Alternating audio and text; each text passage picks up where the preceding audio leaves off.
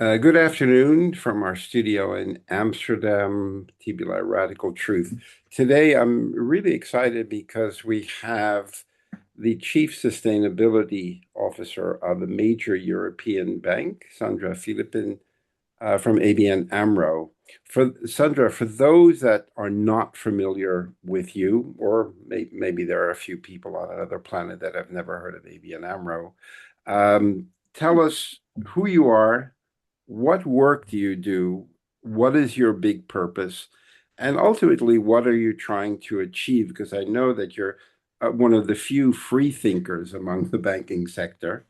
What are you trying to achieve with respect to sustainability of a major European bank? Thank you, Robert. Those are a lot of big questions. Let me start at the beginning. So I'm Sandra Phlippen. I'm Chief Sustainability Officer, as you said, at ABN AMRO.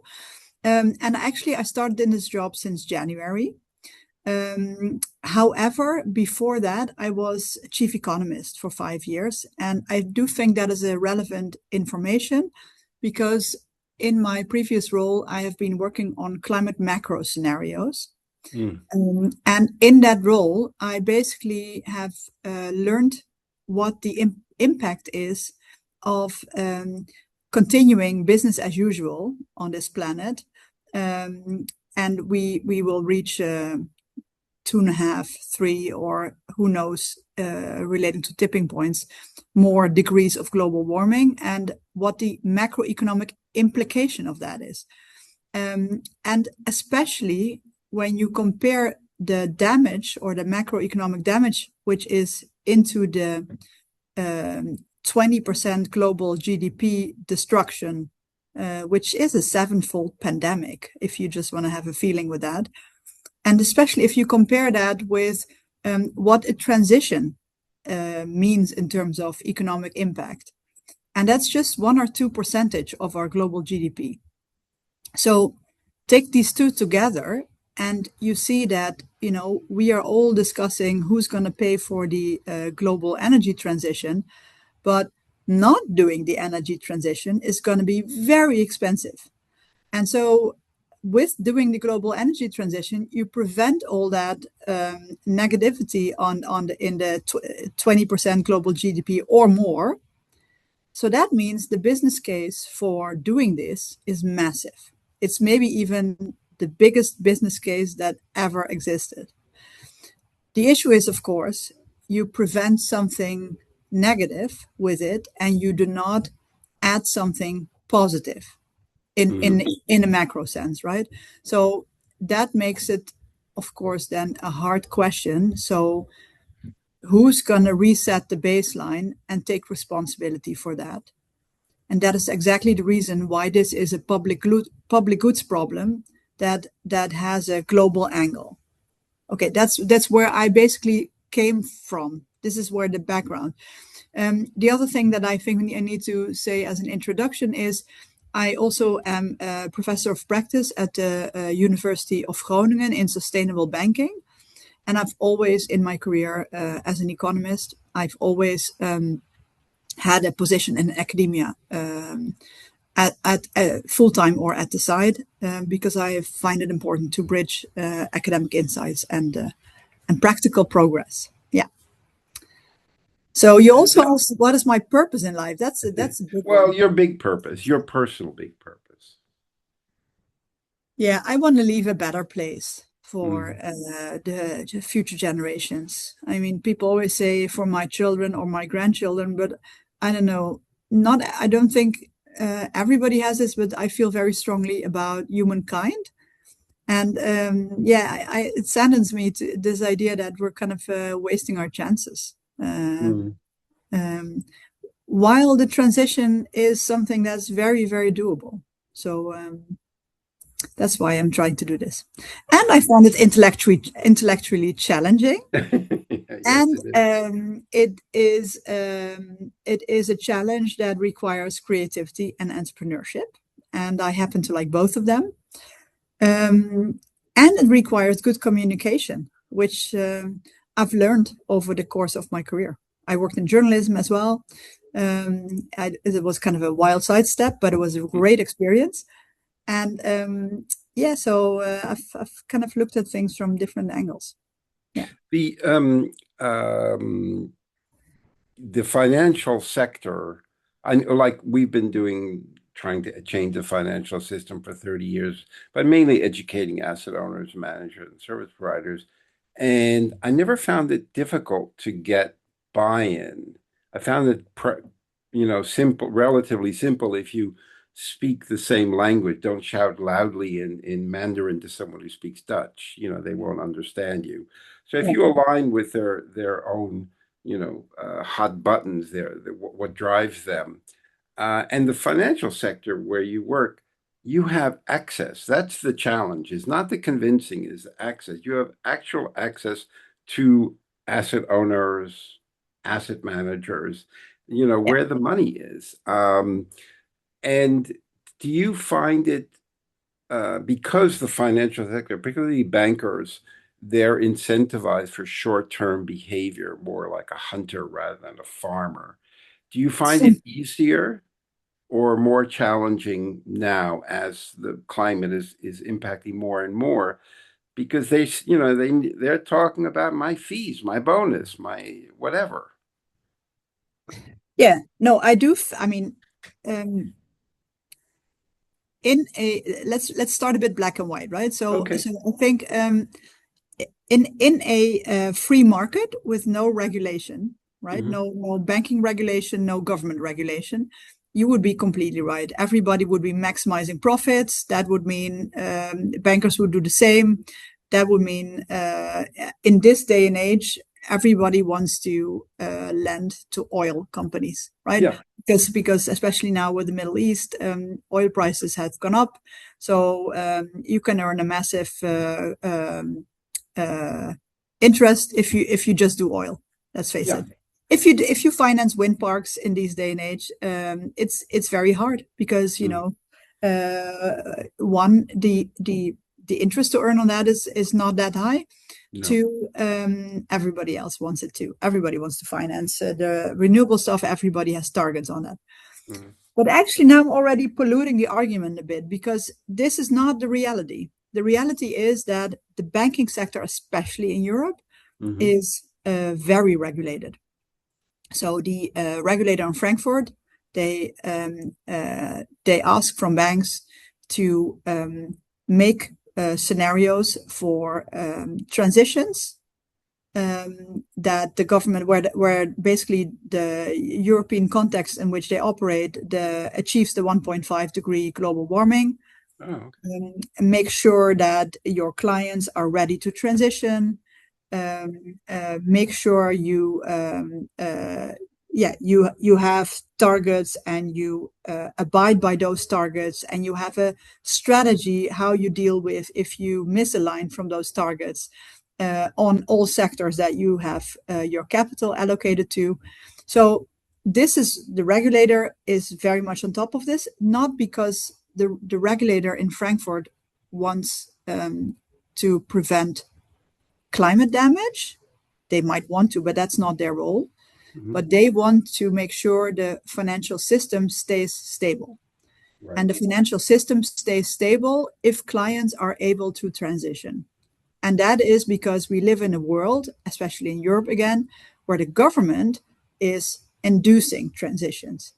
And because the government induces transitions, the supervisor says, well, we want banks to make sure that their clients are able to walk along in those transitions. Mm-hmm. And the banks are held responsible for making that smooth transition happen where they can, so that they stay stable. That's the landscape in which banks are operating. And then on top of that, there is climate strategy, where banks may or may not say or do. There might be a light sometimes between what is said and what is done in what they want to do on top of that. So, for example, one thing, when I started as a chief sustainability officer, the first thing I wanted to make sure is that we commit to bring our full lending portfolio, because that's the first thing we control the most direct, our full lending portfolio in line with an absolute emission reduction path, and not, let's say, just emission intensities. So I don't know if you've been looking for 30 years at the financial sector, you might have realized that most institutions, they have intensity targets, which basically means you promise to reduce your clients' emissions divided by growing them. Right. But while that might lead to net zero, you're not sure, because if your denominator grows very fast, if your firm grows very fast, your client, then actually, your intensity might go down, but in absolute terms, you might create more and more emissions. So you need to have this backstop of absolute emission reduction. And we did calculations. What does this mean for our profitability? What does this mean for everything else that we want to do? Can we achieve this? And we decided, yes, we can. And so we made this commitment public at our AGM last April, and I'm super proud of that. And that is a backstop for me, right? That's the minimum. It focuses our attentions. So we do not increase emissions, we reduce them. And now the question is, how do we reduce them? So this is and that's going to be my second objective, the how. But are the bank's pretty big? I mean, it was even bigger before until the financial crisis, and then they tried to swallow the world. So it's a smaller bank, but it's still substantial.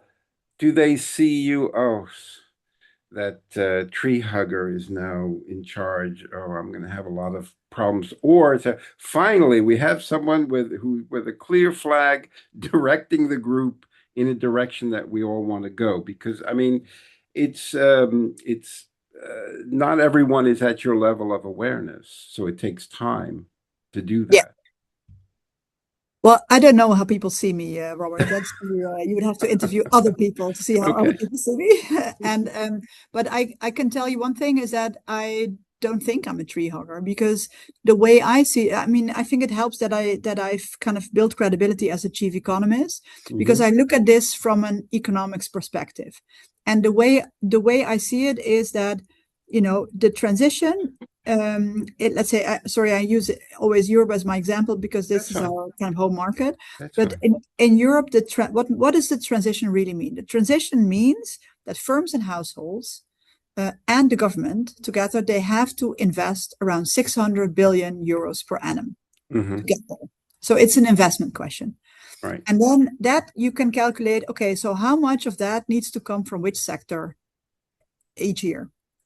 And then you can say, this is what our client's investment has to be.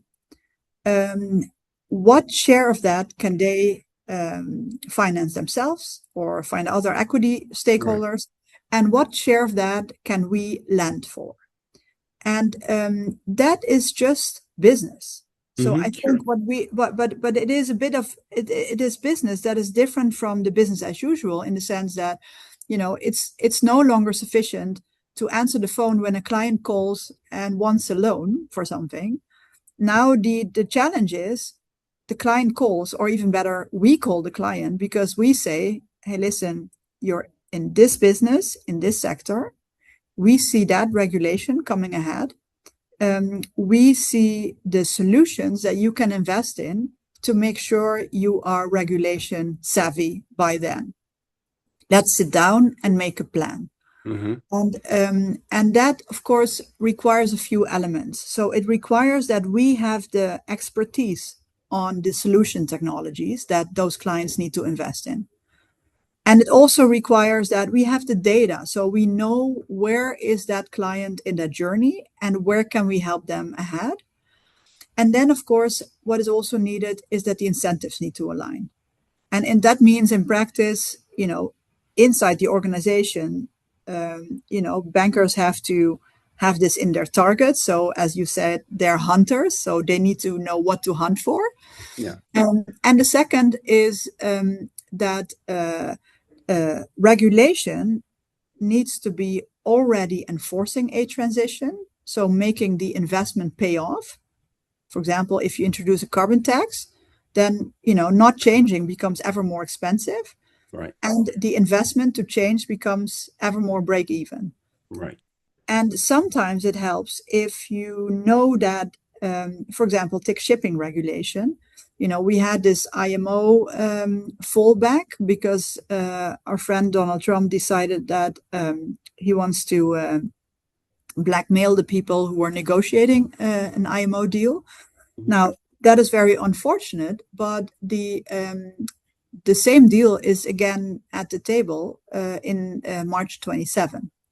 So what we do is try to think of, hey, this is interesting because deep sea shipping has a lot of emissions. We have the data about where they are. Technologies to reduce those data are known. And if that policy comes through, then suddenly those clients want to invest, and we can help them prepare for that. So I think it is not that far from business as usual, but it does require a little bit more creativity, and that's great.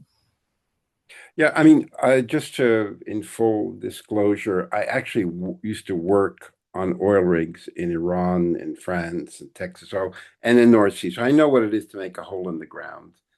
And I also taught for 4 years MBA at a business school, the Rotterdam School of Management, and I was asked to teach at IE in Madrid. Very disappointing period. That was nearly 20 years ago. Hardly any of the students, even though they were saying they're very interested in sustainability, I think one followed their heart and they pursued that. Most went to A.T. Kearney, McKinsey, and didn't like it. So I was very disappointed in that because I was trying to get them to influence companies by refusing to work for them if they didn't align with their values, because then you have leverage to, if I don't want to work for you, I have more leverage than working inside and trying to change it from inside. Yeah, exactly. But this is so interesting because I do think that all of that needs to happen, right? So there are people who need to go out of school to work for NGOs and make sure that regulation is as strict as possible, but not so strict that firms fall over and no, exactly. I mean, you can't green by dying, right? So you can't swing to greenness. So I do think that it has to be so the goal is an orderly transition. Mm-hmm. But if you have to choose between disorderly or not at all, I would choose disorderly because the transition has to happen. Now, the thing is that some students from school, they will go to NGOs and do great work. Some will do work in government, do great work, but some will go into the private sector or even oil. I mean, oil is, I think oil companies used to be part of the solution, and now that's getting more difficult. Mm-hmm. But gas is originally a transition fuel. So, and there's capture and storage opportunities for gas. And so, from the orderly perspective, this is a kind of a gray area, I would say. But people going into these organizations and changing that from the inside out, and not always as an activist, but also because I think that transition finance has to be corporate finance plus. Mm-hmm. And I don't believe that much in, I mean, we have actually, as ABN AMRO, we have already since, I remember, I think in 2005, we already had ESG policies and we were working on this for a very, very long time. And we started a little bit with a little activist group inside the bank. And then more and more that became regulation. And then we realized that, hey, it went into the DNA of the bank and it went into the DNA of public policy. And by then it went more and more to execution. So it's so much more now about the how than about the why. I think we should stop talking about the why. It's very clear. It's just, it's there. You don't have to keep making scenarios. That's also what kind of tired me at some point a bit in group economics, because I thought, yes, it's interesting and intellectually very stimulating work, but I wanted I was beyond the point of shall we or shall we not do this? No, Right. we have to do this at any cost, basically. And the question is how. When I started TBLI trying to change that financial system, it was mainly the issue for me was it's education. You know, if you ask anybody, do you want a financial return and a social environmental added value? No one ever said to me, no, no, no, I want all my money to make life miserable for everyone. They just never realized that they could achieve that. Yeah. And they would always ask me, oh, Robert, this is interesting about ESG. Do you have any research that shows there is no underperformance at worst or outperformance at best? And I stupidly used to send all the research because it was a lot. And then I finally woke up and I realized, oh, wait a minute, this is not about proof. This is about belief. Because I Yeah. looked at how much research was done on subprime collateralized debt obligations. Zero. Maybe there was a university in Ukraine that did some research.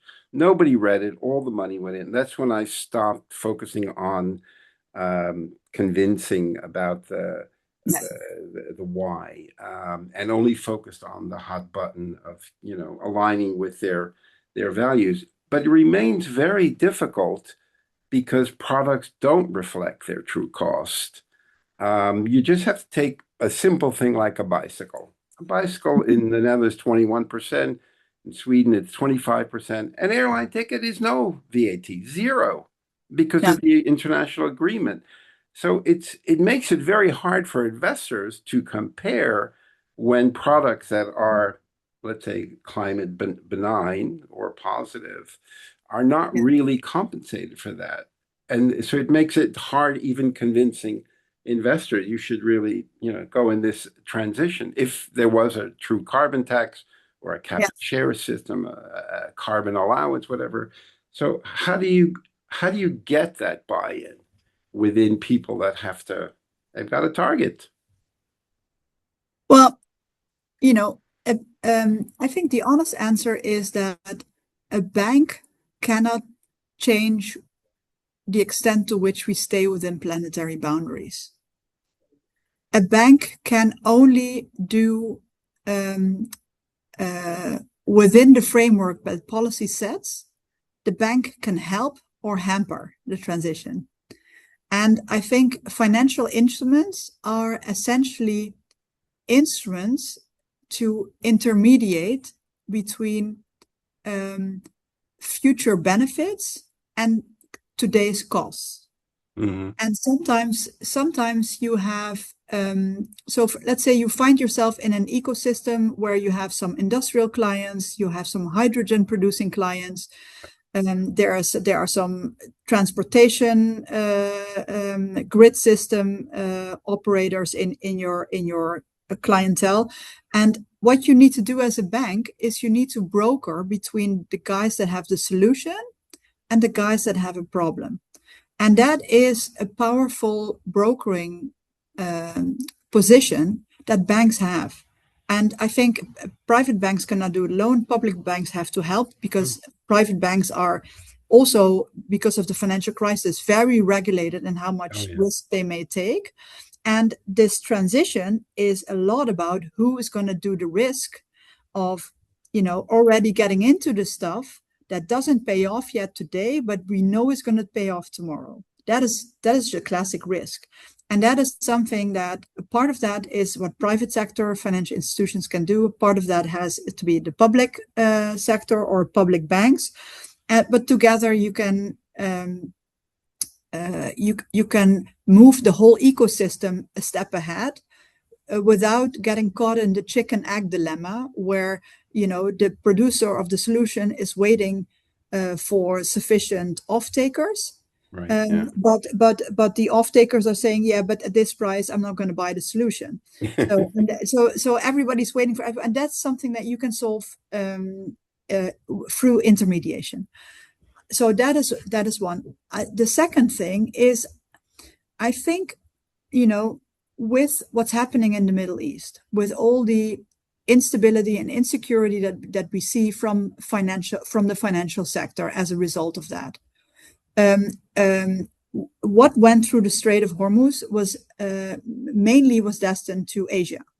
If you look at what is happening in Asia in terms of investments into renewables, it quadrupled in many countries. In Australia, I just looked it up, it was they saved on a weekly basis around 15 million liters of gasoline. That's right. Because everybody went to electric vehicles, because prices at the gasoline station went up with 180%. So that is what a fossil price shock does. It makes the transition go faster. True. Now, the other thing is that we've all been looking at, oh my God, Trump came and he kind of rolled back on policy. And then in Europe, there was the omnibus and there was kind of a setback. But if you look at the facts, I think what you see in Europe, it's going a bit less fast, but it's still going forward. Agreed. And Donald Trump is yes, he's rolling back wherever he can. But if you look at individual states such as California and even Texas, it's not changing that much. Yeah. And the thing that people are insufficiently paying attention at is the interest rate, because at the moment when you saw ESG investments globally really taking off. Is not a coincidence that was also the moment when interest rates went really low. Yeah. Because renewable stuff has a lot of capex, so a lot of upfront capital investments, and those are very interest rate sensitive. And when interest rates started to rise in, beginning of 23, then what you actually saw was that ESG investments were going into the reverse. So then the question becomes, what is the interest rate going to do in the long run? And I'm convinced that in our modern economies, the slow burning problems are hugely underestimated. And that is that we're an aging society. Yeah. An aging society saves money instead of invests money. And that means that structurally interest rates will go down. That's the whole secular stagnation issue that we had, before we got into trouble in the world. And actually that, if anything else, should make the transition cheaper. So I'm actually not that pessimistic at all. Oh, no. I mean, I have confidence in the greed of people. So basically I'm the long term, I'm quite an optimist. Short term, I'm a bit of a pessimist because I think we're running out of runway to address but you're right. Pakistan installed 1/3 of the total energy consumption with solar panels from China in less than a year. There's a book that came out. Here Comes the Sun from McKibben, and he highlights all of the things. Australia had so much solar powered generating that they were running out of places to store it. The same. So yes, the trend is very clear, but we still need to move faster than the music. And we work with a lot of large family offices and large asset owners. We don't manage money. We never did that. But they ask us, hey, I'm looking for XYZ. I can't find it. My wealth manager or private manager not showing. And the complaint that I get is that my wealth manager or private bank never shows me this stuff. And then if you speak to the private bank or the wealth manager, say, my client is not interested in it. Or then I'll speak to like your counterpart at one of the largest largest banks in Europe. She's head of sustainability for the ultra wealthy.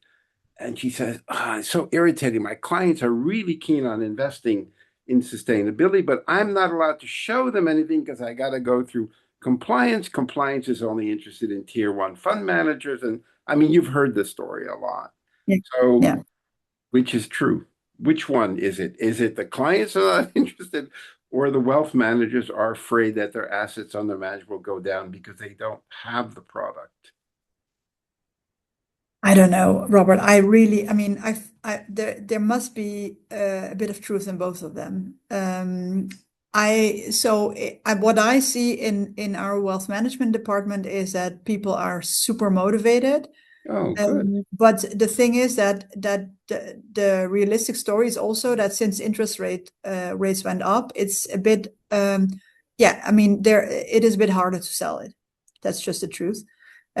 However, we have super tight ambitions, and I think we're even overperforming on them at the moment. But also I think also there the real change that still needs to happen in the ESG land is it needs to be about absolute emission reduction, and it's not sufficiently about that yet.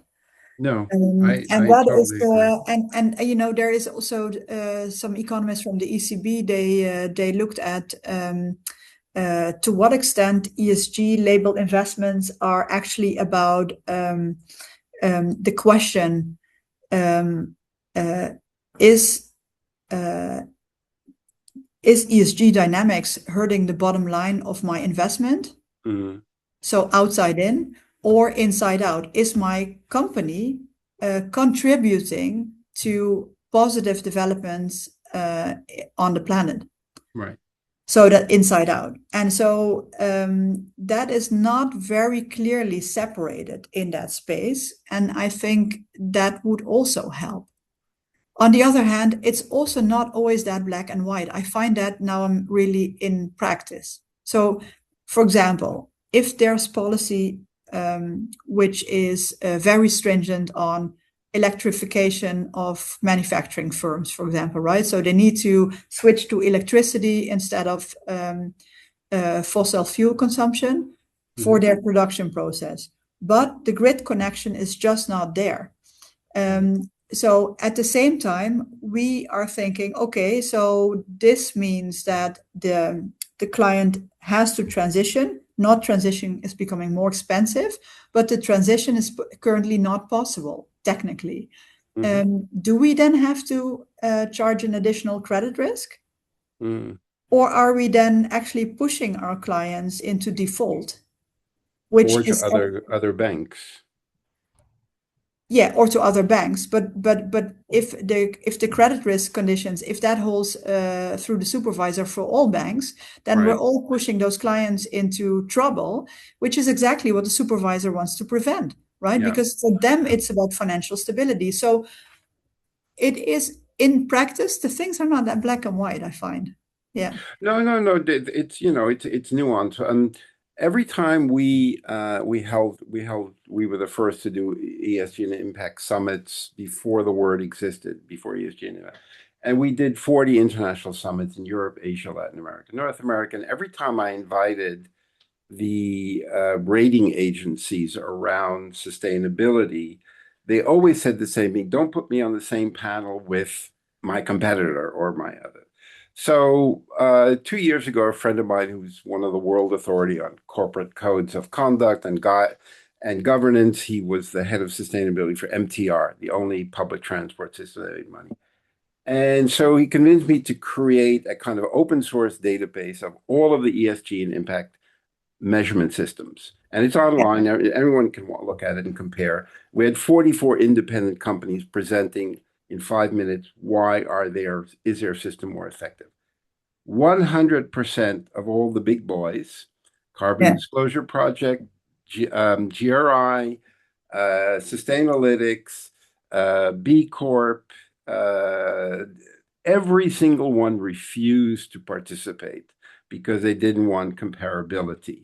I knew that was going to happen, but it remained, and what it became for me when I was very enthusiastic when we started, using money to retool the system, is that ESG became a fitness club where everyone wanted to show their membership card, but nobody wanted to go and do the work. So it was I'm less pessimistic than you are there. Okay. Because I mean, I know the studies as well, right? So there are also some studies that look at, how are the same companies scoring differently on different rating clubs, right? So and then it's all over the place. But I do think that is, I mean, that was long ago. I think that's improving a bit. It's better than the O.J. Simpson method. Yeah, it's better. But the thing is, I think part of the problem lies in the ESG itself, because E is already more than emissions. S is, whatever people find important on the S spectrum is not that well defined. And then there's the G, which is, it's often incident driven, because it in practice often is, did you end up in the newspaper as a company with a scandal? Now, sometimes it's ending up in the newspaper with something negative is the result of trying something courageous that failed. Yeah. Right. And then you can also question that, what are we really trying to get to? And I grew up with the rule of Jan Tinbergen. It's the first economics Nobel Prize winner. And he always said, you can only effectively fight or achieve one goal with one instrument. And so I do think that it makes sense to make it simple, clear, and definable what you want to achieve. And for me, that is primarily CO2 equivalent emission reduction, preferably in an absolute sense. And everything else around this is nice to have, but not need to have, with the exception of biodiversity and nature, because for specific sectors like agriculture or inland shipping, that is material. And what is material also depends on, what is your sphere of influence as a bank in this case. But so I think the financial products that we've had that try to, tick all boxes. Sometimes the sustainability linked loan ticks 16 boxes. Come on, what are we doing? And then of course it's like an open invitation for people in the execution layers to start to shop around for the most easy to achieve conditions. Right. This is when you end up with oil drilling firms scoring a sustainable loan on gender diversity in the board. It's important. I'm not saying it's not important, but it's not really the most material stuff for that specific company. Now, I think simplicity is key and focus. And if I may, give one more example. Give examples. Sorry? Give many examples. Oh, many examples. Okay. So one thing that I did with my team a year ago is we basically it started with a publication that I read from TNO, which is a Dutch government-led technology office. And they published that they found that like 85% of the Dutch homeowners with a private mortgage, they are able to improve their home efficiency at no additional cost. Right, because the energy bill, what you save on your energy bill, basically pays for the investment. Sure. And I thought this is interesting. So what we did is we had a data model, and we replicated the question for each of our 700,000 mortgages. We looked at where is each building today, what could be improved here, and which of the materials that you could improve, so insulation or a heat pump or whatever. Which of the improvement basically minus the subsidies that are available, plus the financing cost if you have to increase your mortgage, that leads to a monthly increase in your mortgage payment. And are they actually paying for themselves by a lower energy bill? So this is not about an investment return period, because more normal households don't think like that. They just think, what is this costing me extra this month? And what am I saving this month? And if that is a closed wallet situation, then we thought, hey, this is interesting. And then we found out that for 84% of our homeowners, this is possible. And then we called 100 clients and we said, if we would offer this to you, would you say yes? And to our surprise, people said no. And we thought, this is weird. Why? And they said two things. One, I don't know which installer to trust. And two, they said, I don't want to have all the hassle. The hassle of applying a subsidy, a hassle of having the dust in my home, taking a day off of work, you know the hassle, all of that. So what we decided is we're going to write down a client journey where we take care of all of the hassle and we pre-select qualified, like super high quality installers. And then what we did is we invited 40 different companies to come to the bank.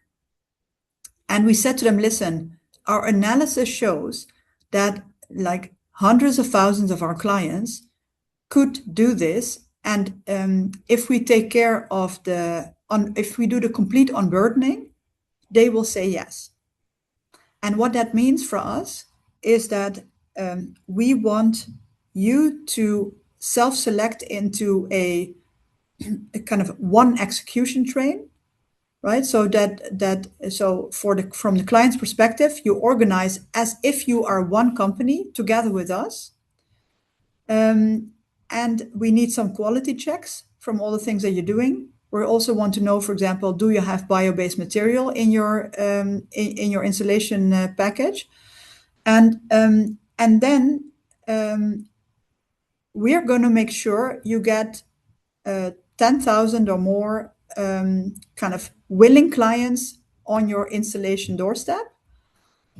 In exchange, we need to have a margin on your sales price. And with that margin, we, one, cover the cost of the unburdening. And two, if we have anything left, we make it even cheaper for the client. And that thing has been formed, and we have now contacted 1,500 clients. And I cannot say already, I mean, I'm very happy about the result, but I am not allowed to say it yet. But this summer, we're going to decide whether this is going to scale. And I think this is so interesting because even the Financial Times wrote an article about it. Because Pelita Clark was from the FT, and I think she's a super clever columnist. What she said, this is the home fix that can survive the populist backlash. Mm-hmm. And that's exactly what I want to achieve. So so the transition should not be about ideology. No. We as a bank have to take responsibility to fix these issues for people and then only present them with the unburdened solution. This is what we're supposed to do. We were, I believe, something in the same vein. TBLI was hired by the EU to research what could the EU do regulatory-wise to stimulate institutional owners of real estate, commercial real estate, to green retrofit. And it was fascinating discussion. It was a great report. And then there was one woman there who was a tax attorney, and she brought up a reason which I had never thought about, why it's not in the interest of the owners, because it increases the value of the building and they have to pay more taxes on that. And I thought, oh, wow, that's interesting to know.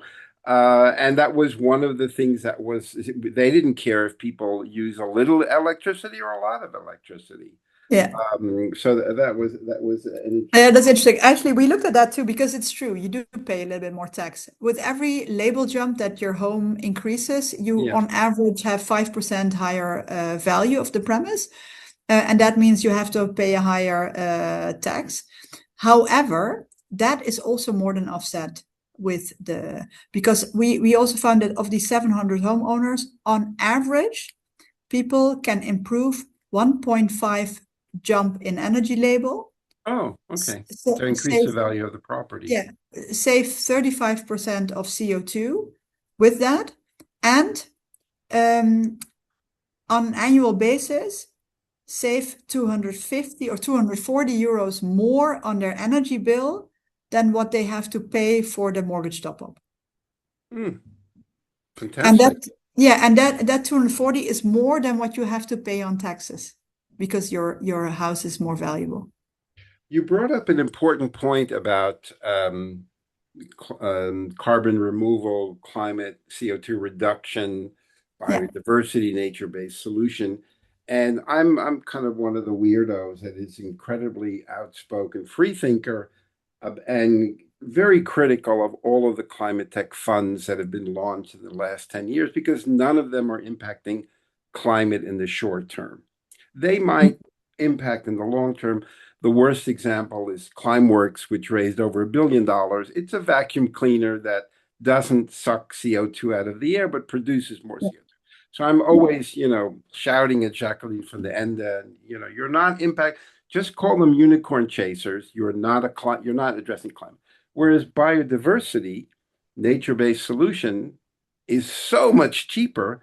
But when I look at the money flows, it's really all going to carbon removal because the fees are much higher. Yeah. Amazon raised, 83 million for doing 50,000 hectares in South Africa. It'll take 15 years for the trees to reach maturity. There might be fires, floods, whatever. Whereas conservation, for 10 million, you can preserve 500,000 hectares, but lower fees. So how do we, you understand how the banking system, the financial system works and fees and all. How do you get people to take it more seriously, the conservation part? Because it's so much lower risk and so much cheaper. Yeah. Well, I think that the basic problem here is not financial, but it's economics, right? So it's what is the willingness to pay to leave a forest as it is? Right.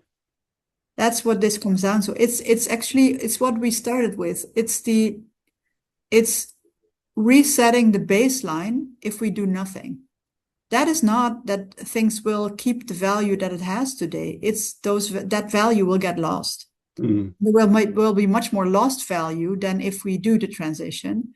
And that also translates to things like forests, right? So now the idea is that in a business as usual scenario, that forest will just be there doing its work. But actually, keeping the forest as it is should be weighed against not having that forest and not having that carbon sink. And that fundamental economics is not going to work without public policy. So I do believe if we would have a global carbon tax, and I'm convinced at some point the world will come around to this, because it has to happen that at some point in every country, doing nothing is so much more expensive than taking a carbon tax on board. But the only fear that I have is that will be too late, right? So by then we will have so much damage that, people will feel that installing the carbon tax, then what is it going to add to the world after that? I mean, in my view, it will always be worth it, but it might be very late. So we shouldn't bet on just the horse of a global carbon tax. But if that would happen, then of course your forest would gain value. But until then, that's So the hard thing with carbon credits is, of course, that it has to be additional. And additional to what? So there we get to the baseline again, and it has to be permanent. Right. So if it's a forest that you grow and then you're going to destroy and burn it again, then you're back to square one. Yeah. How do you stay so upbeat? I think I'm upbeat by nature, let's say that. But I'm not always. It's quite a massive undertaking. Forget about ultimate CO2 net zero and just transition and dealing with all of these pressures and I left the United States in 1974. I'm not surprised what it became. It was always like that. Education there is funded on local property taxes. So that's why they have so many nutcases over there, because they live in poor communities and they think Trump is going to save them. So how do you stay? You're climbing up a hill, pulling a cart while people are sitting in the cart, eating sandwiches, and then they're throwing oil slicks on the hill, and you're still going up. So what keeps you going? Well, what keeps me going is that I see a lot of opportunities to grasp. And so far, the things that I've been trying seem to be working. So I'm happy and I'm ready to take on more. So I have a lot of energy for that. And the other thing is that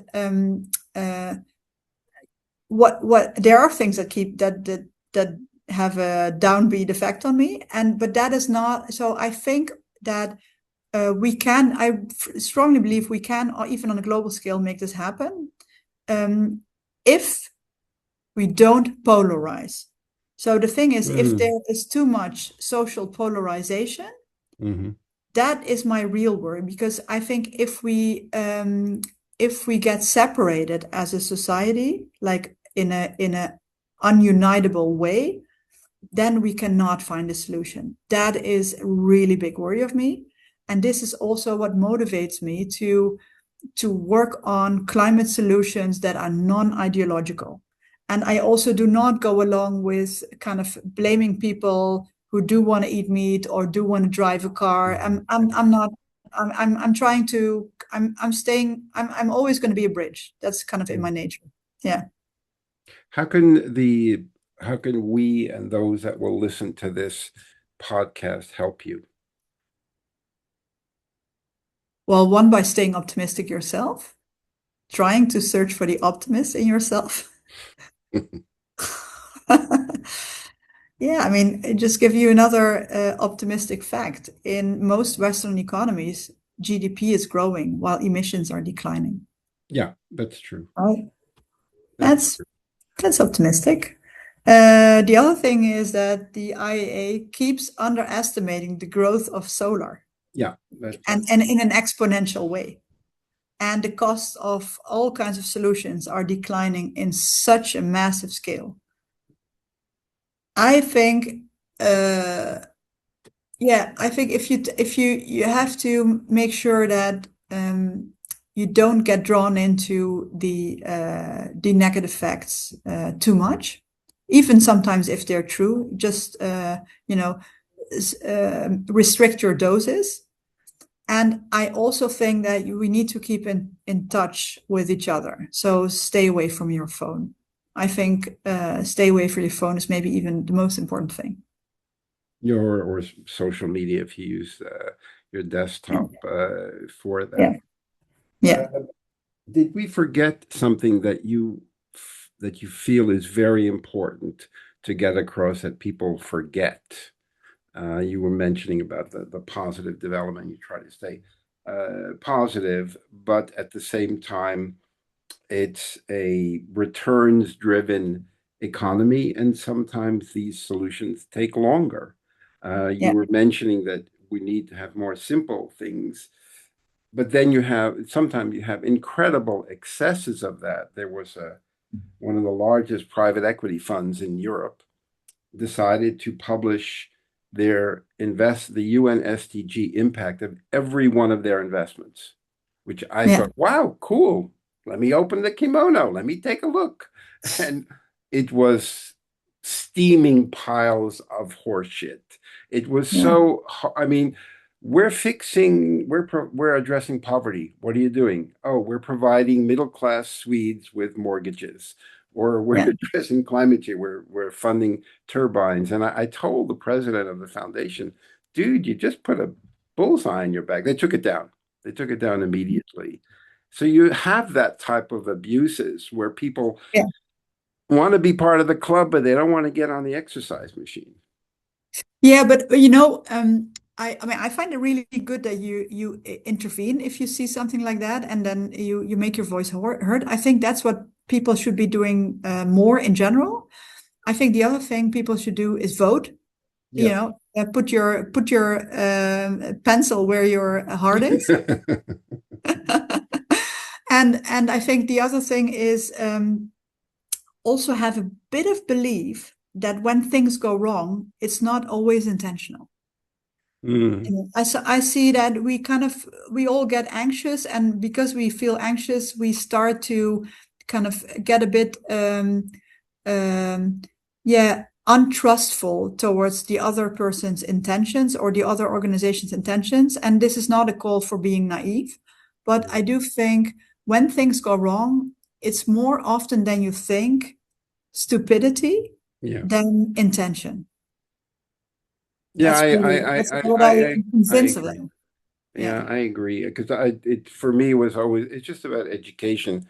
And I used to get these weird questions from big family offices or pension funds, and they'd say, "Could you introduce this is like AP? Could you introduce us to one of the senior people at the Brenningmeyer family office?" I said, "Pick up the phone, call them yourself." No, no, no. I thought they all had each other on speed dial, and Yeah. a lot of our work was just kind of connecting Yeah.